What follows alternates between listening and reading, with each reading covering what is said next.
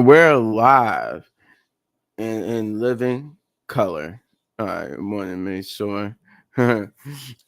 For this review of NXT or WWE NXT Deadline 2024. This was a pretty good pay-per-view. I like it when NXT is like has a bigger audience and stuff. You can see how really appreciated these superstars are and how much time they put into making NXT more than just a developmental territory slash brand. Uh, it does actually feel like the third brand here. So, we start off with the men's Iron Survivor match, right? And going into this, we knew it was supposed to be 5 competitors. Eddie Thorpe was attacked and taken out and was, not medically cleared to compete. So Ava has assigned a new mystery person to this match, right? So turns out that fifth person was Oba Femi.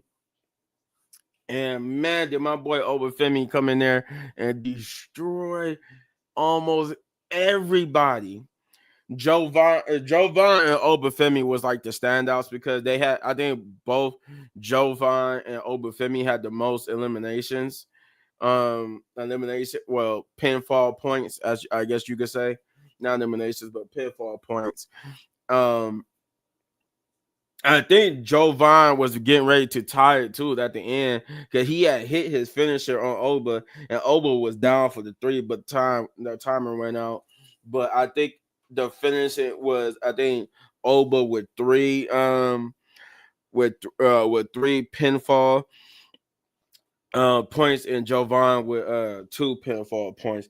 It was Ethan Page. I like the little when Ethan Page had pinned Obafemi and made him go into the penalty box, and then and then when he got pinned and he had to go in the penalty box with Obafemi, he was like, no, I don't want to do it. It was like a horror movie. He was just stuck in there with the monster, and Oba was beating the hell out of Ethan Page. So that was a good highlight. And then I'm not too familiar with this match, but I didn't know you could get like double pinfalls. Like you could pin 2 people at the same time and get points like that. So that's a cool concept in this match. I didn't know you could do that. Or I didn't know, like I didn't know that it would count as 2 points. Like the referee was basically, instead of hitting with 1 hand, he did it with 2, and was like, okay, so he just get a point for pinning his original pinner. But no, they said no, he get a point for pinning both of them because he had his arm of both of them. So I'm just like, okay, Obafemi. That's how Obafemi went for 1 and 3. Because he had got a double pin, and Jovan had got one, and then he got another one, and then his third one would have been Obafemi to tie with Obafemi.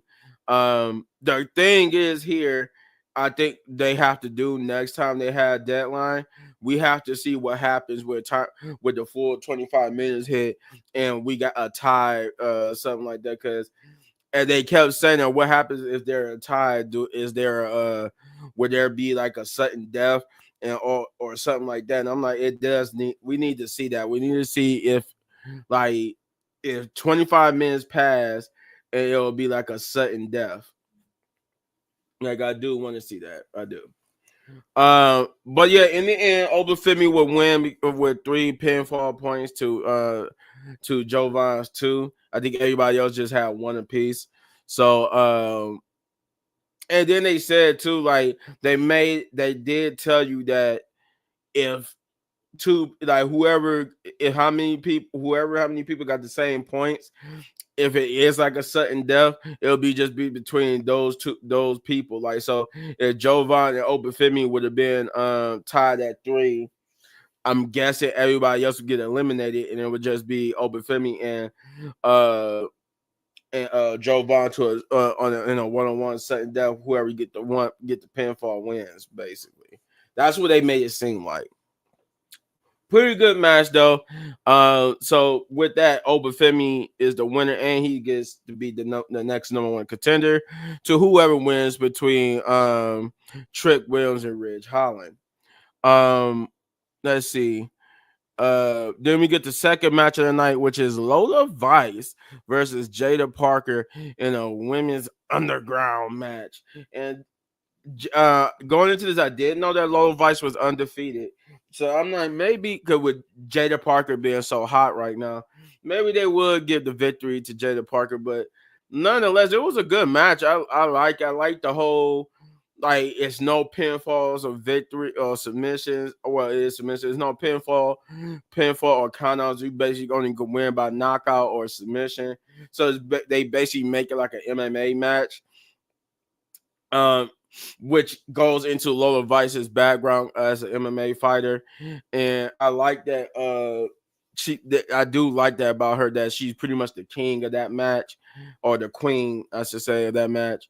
I like how the way they both worked the match though. Like Jada Parker, even though she played more like the I'm from the hood, from the streets type character, it didn't like feel like she was out of place in this match. It really didn't. Like I felt like she fit in very well within this match. And in the end, Lola Vice would get the victory. I think she submitted Jada Parker by making her pass out. I did like how when she had Jada Parker in submission hold, and she basically crawled towards one of the spectators around the ring and used the spectator to get her out of it. And Lola Vice was like, "Man, what the heck?" And she just get up and kick the spectator, like, "Get out of here! Who told you to get involved in this match?" I'm like, Jesus Christ. And I do like that every time Lola Vice goes into, like, if you notice the difference when she has a regular wrestling match, she, like, her hair is down, it's not braided or anything. But she when she goes into the women's underground match, she treated like an MMA match and has her hair braided. I like the distinction between the two. So I like that. I do like that. But yeah, Lola Vice get the victory. What I need to happen now is that despite the winner of the women's Iron Survivor match, I need the next number one contender to be either Jada Parker or Lola Vice. We need to I want to push them into the main event, because at least one of them, if not both, but just one. Let me see. But yeah, Lola Vice is the winner of that match. Then we get the third match, which is Nathan Fallon and Axiom versus No Quarter Catch Crew. I forgot the two dudes' names, but it's the two dudes that's a part of No Quarter Catch Crew. For the NXT Tag Team Championship Tag Team Championships, and this was a good one too. Like this was a good one. I'm not really I like Axiom. I'm not really a fan of Nathan. So I do have some type of stake in this. Like, I'm not gonna sit here and lie and say like I like both tag teams. I don't at this point I don't care much for the No Quarter Catch Crew or Nathan, but I do like Axiom. What's up, Keon? What's up, man? But yeah, I do like Axiom. I don't really care for Nathan or the No Quarter Catch Crew, but the match was still good. It was still entertaining. I still liked it. I still like the moves that I will give them. Nathan and the No Quarter Catch Crew. Everybody in this match pulled off some impressive moves. So everybody looked good. So it wasn't like I'm not gonna hate or like just say that because I don't like Nathan, I ain't gonna give him his prize. No, he performed well despite the fact that he was beat up from the Man's Iron Survivor match, and he still held his own. Axiom did have to pull the heavy lifting. It would be Axiom who would actually get the pin to retain the titles, but yeah, and I do give him Nathan props though. He still put off some good moves in this match. I think he for real got busted open too. I forgot to mention that in the Man's Iron Survivor match. He really did get busted open in that match. So he was playing with, like, they had to basically quickly clog up his nose.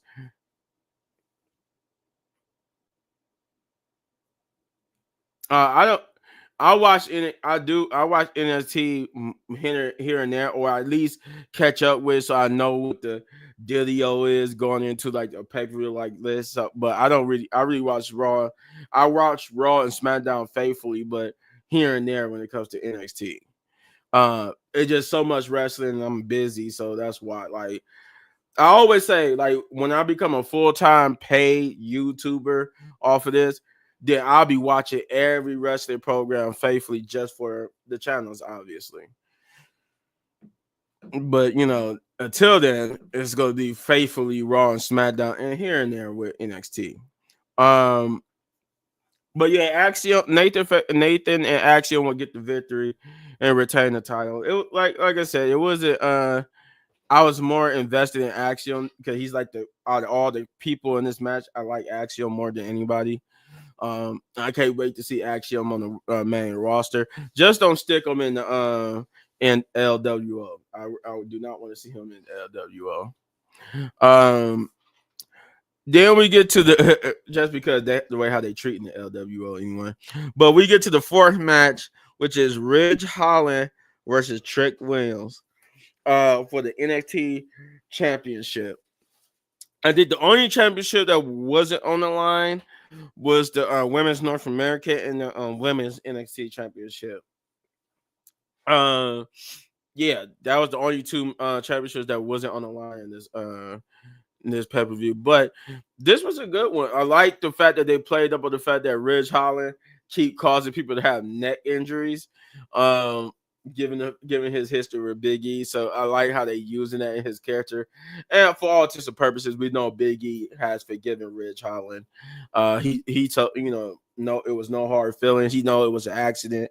Ridge Holland wasn't trying to break his neck on purpose, even though the WWE fans can be kind of can be like real like sticklers about that. They keep messing with this man about that. It was an accident. Nobody in WWE is trying to really hurt each other. Topic real quick. Tech A season 1 final character reveal is at the Game Awards. Oh yeah, I seen that. I haven't done a reaction to the trailer yet, but I did see the little thing where they announcing that it will be at the something about being at the Game Awards and stuff like that. And I think they said the whole the new trailer they got up is about to see the West was coming in the last bit of season 1, including the last character of season 1, and they teased like season 2 and the story modes and all that type of stuff. So I just gotta do a reaction to that trailer. But yeah. So Ridge Holland versus Trick Williams, like I said, I like the fact that they played up on the whole neck injury and the Ridge Holland always hurt people's neck. Trick Williams sold the neck injury well. I like that they had like different situations where Trick's neck was hurt. Like the whole where Ridge Holland threw Trick Williams into the ropes and Trick Williams like went over the ropes, but after then like twisted the ropes on his neck. Like I like that too. And the referee had to try to panic, and the referee had to try to get it off of his neck. And that Ridge Holland kept targeting his yeah, this was definitely like a pay-per-view. This was a pay-per-view for NXT. That's why it's called Deadline, because it's this is not like the regular show NXT. This is like they pay-per-view, because their next pay-per-view is New Year's Evil, and that's where like Trick Williams and Roxanne Perez will have to defend against the people who won the Iron Survivors match. But Trick Williams has some good offense in there. Ridge Holland too. I like what they doing with Ridge Holland. This version of Ridge Holland, I could see being a future champion, either mid card or world champion, because he's got that aura of that the heel that you want to hate down pat. But yeah, so Ridge Holland and a little bit back and forth. I like that Ridge I think he tried to like do the his finisher on the table again, but he got it reversed. But he ended up hitting the finisher in the ring. But Trick Williams kicked out of that. But Ridge Holland himself wouldn't kick out of the trick knee, which allowed Trick Williams to win and retain the NXT championship. Win a hard fought victory. The match was, like I said, the match was good. I can't wait to see what they do with Ridge Holland and how, especially with this. I forgot to mention too. They mentioned like the superstar trade during the deadline, during the Men's Iron Survivors match. So they made it seem like the mystery person could be somebody from SmackDown or Raw to take Eddie Thorpe's place. Oh, that's Trick Williams. My favorite wrestler in NXT right now is Trick Williams. Trick Williams, I like Trick Williams. I would say Ethan Page would be after Trick Williams because I like him as a heel, and then Obafemi. Like I like Obafemi as this big brute guy.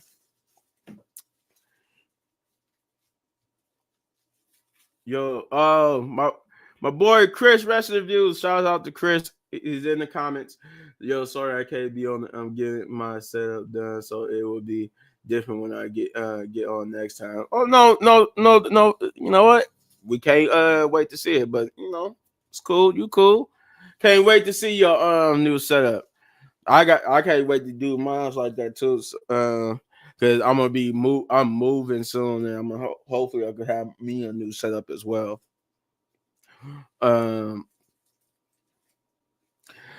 But yeah, so Trick Williams would win with the trick knee, and he is still your NXT champion.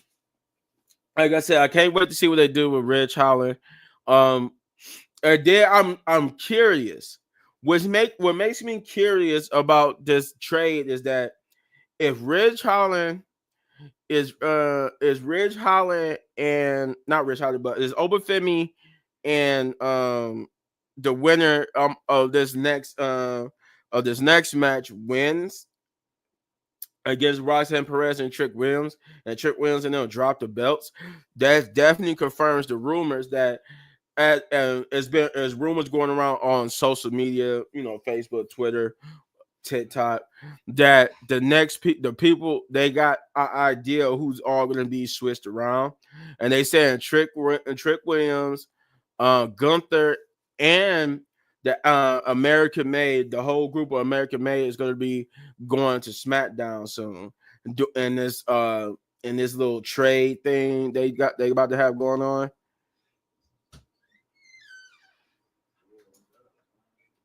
But yeah, I was looking at the comments, but yeah, so I'm curious to see. I'm curious to see where this goes, because if they drop the titles, they're going there. That confirms that that Roxanne, Trick are going to the main roster, and that maybe Gunther and American Made are going to SmackDown. But speaking of Roxanne, we get to the main event, which is the women's Iron Survivors match. And man, I ain't gonna lie, I was rooting for Zarya because this woman is huge. Like she reminds me of Rhea. Like her and Rhea are just like stocky huge. And actually, there's a shot in the match when they get up, it's a shot in this no, they throughout the night they show like all the women getting prepared for the Iron Survivors match, and when they show Zarya, she's just in the parking lot, arm curling, a freaking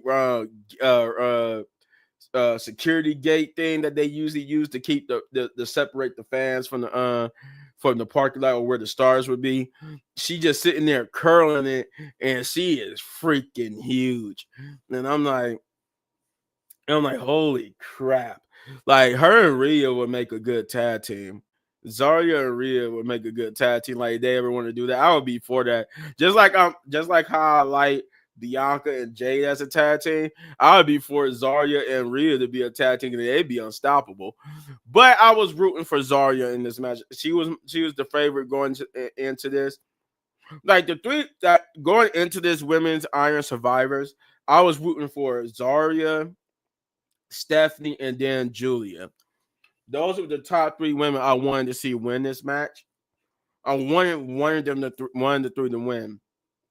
But I did like the fact that even though I do get one, I do get one of them winning the match.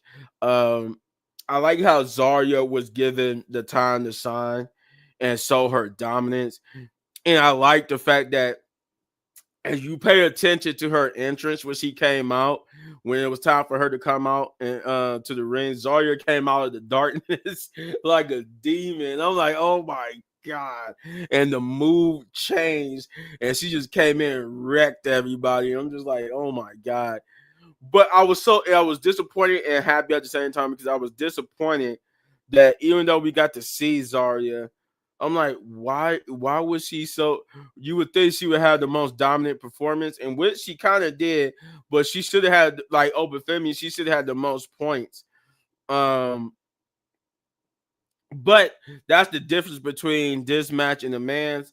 While the man's match got to three pinfall points, it was only a 2 pinfall point difference here. Everybody got one, and then the person who claimed the second pinfall because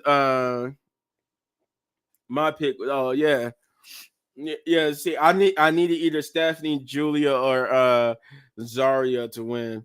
But that was the difference here. Like I was saying, with the man's Obafemi getting 3 pinfall points to win, the woman who would get the most pinfall points would be Julia.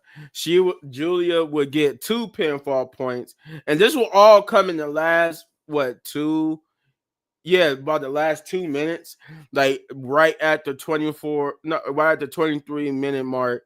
That's what things picked up. Everybody realized time was running out, and it was about literally everybody had 1 point and was about to go to sudden death until Julia got the final pin over Zarya of all people. I'm just like, oh no, she got it over Zarya. I'm like, I thought she might get over like Stephanie or and I like how I do want to mention that I like how every time Stephanie and Julia would meet, they kept like interrupting each other's pins or doing something to each other. They kept having that to stare down like they going to like they about to really just go to war with each other, or like, how dare you? They had this like, how dare you interrupt me? I thought we was friends. Like it's like they always had this look of betrayal or like, hey man, like I gotta win. Like I love you, my friend, but I gotta win. Like they kept doing that, and then like where Julia won, you saw that Stephanie was just sitting there. She didn't know whether to be agitated, angry, or happy for Julia. Like it looked like she wanted to be happy. Then at the time, right when she get happy for Julia, she get agitated and angry. So I think they're basically gearing up Stephanie and Julia as a once as the next people to take over. I think Zarya, Julia, and Stephanie are going to take over once Roxanne and Trick and all them type of people get moved up to the main roster. They're going to be the new top stars. But yep, Julia will win by a pinfall, giving her the making her the winner of the women's Iron Survivors match. I forgot where they were, but some matches did get set up for Tuesday.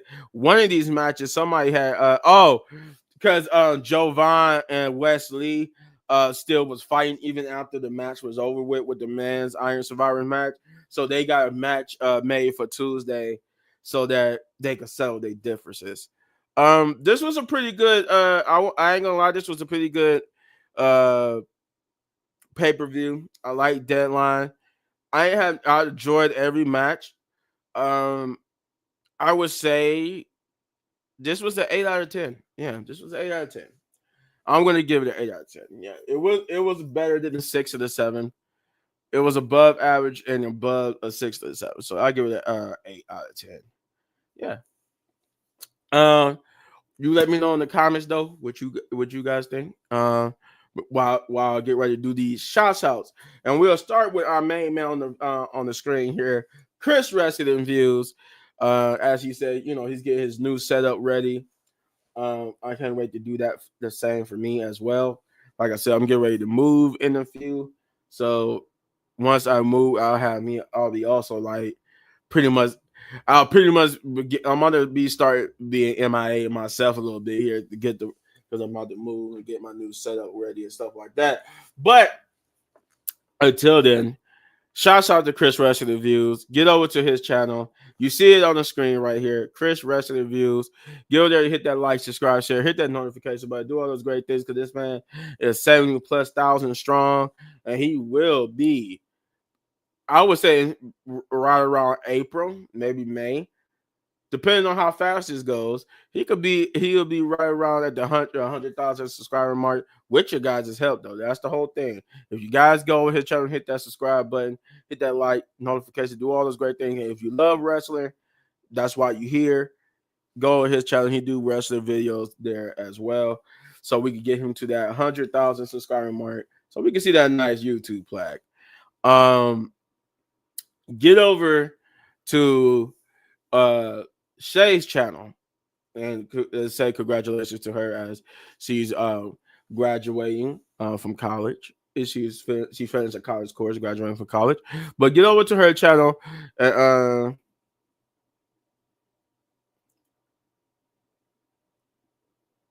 oh, okay, y'all. You moved last weekend, still getting the house together. Okay, all right. But yeah, get over to Shay's channel, hit that like, subscribe, share, hit that notification bell. Also, wish her and tell her congratulations. And get over there because she does football and wrestling videos. So you like football, you like wrestling videos. Get over to Shay's channel, which is Know the Rules. Get up and like again, her channel is Know the Rules. Get over there and hit that like, subscribe, share, hit that notification button. Get her to 500 or more subscribers. Shouts out to Kicking It with Leo. Big boy Kicking It with Leo. Get over there and hit that like, subscribe, share, hit that notification button. Do all those great things for him as well because, well, we want to get him to 500 or more subscribers. And again, his channel is Kicking It with Leo. Shouts out to Thanos, aka Punch, aka Shane. Go to his channel to No Regrets. Where he does music and wrestling videos, and hit that like, subscribe, share, hit that notification button. That's getting him to 500 or more subscribers as well. If you already haven't, again, that's No Regrets. Shouts out to Hector. He will be joining us eventually again. We will have a full house again, I promise. When things slow down, we will have a full house. Let's see. Oh yeah, I can't forget about me. Get over to my channel, and I'm gonna show you what my channel name is in a minute. Bam! Get over to a little bit man gaming where I do wrestling videos, reaction to both video game movies and TV shows. Also, I do reviews for video game movies and TV shows. And wrestling videos as well. I do all that type of great stuff. And if you want to sponsor a video, I got my Cash App name on there where you could donate $1, whatever. If you want a video that you want me to do, a video game that you want me to play, or whatever it may be, if you want me to put it to the top of the list, go there and hit my Cash App up, and you could, like I said, and I would get directly to it. But anywho. With that being said, get over to my channel, hit that like, subscribe, share, hit that notification button, do all those great things because I'm trying to get to 10,000 or more subscribers, but 10,000 for now. And there will be a reward for you when I get there for one lucky member. But speaking of rewards, the main channel, right? This channel right here, the channel that you came to, Wrestling Pit Podcast. Get over to the Wrestling Pit Podcast. This is the channel that brings us together as a group. And hit that like, subscribe, share, hit that notification button, do all those great things because we trying to get to 500 or more subscribers. And when we do get to 500, there will be a reward for this just coming from the Wrestling Pit channel. This will be a reward for one lucky pit member. So like I said, get over to the Wrestling Pit podcast and hit that like, subscribe, share, hit that notification button, do all those great things. And with that being said, enjoy the rest of your Sunday. I mean, that's it. That's the show. That was the NXT Deadline. I have nothing else to share. I even gave you an update on the trade rumors where there's a rumor going around that Alpha Academy and Gunther and Trick Williams are all coming to SmackDown. So only time will tell if that rumor is true. With that being said, Wrestling Pit Podcast, baby. And I'm out. Love you guys. Enjoy the rest of your Sunday.